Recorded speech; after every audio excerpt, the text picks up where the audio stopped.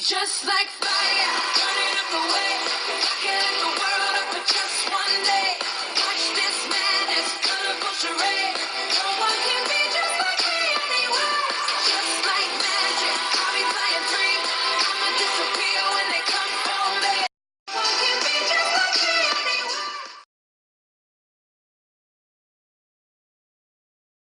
Hey guys, welcome back to my channel, and in today's video I'm going to discuss how to tell if you're protein sensitive.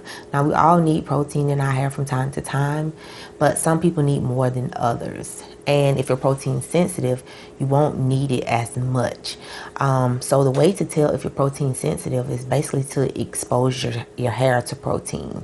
So you want to go and just buy something with protein in it, like a protein conditioner, a deep conditioner, and then, use it, and then, see how your hair react to that. Now, and you might just want to test a small section out first. And if your hair becomes very hard, then your hair is protein sensitive. You want to be careful with proteins, because if you're protein sensitive and you basically get an overload of protein, you can break your hair off. So if you want to know if you're protein sensitive, basically go and get something with protein in it and test a small section of hair, maybe in the back of your hair. Test it out to see if it becomes very hard, then you're protein sensitive. If it doesn't, then you don't have no problem with protein. So I hope this information is helpful. If you have any other questions, please leave them in the comment section.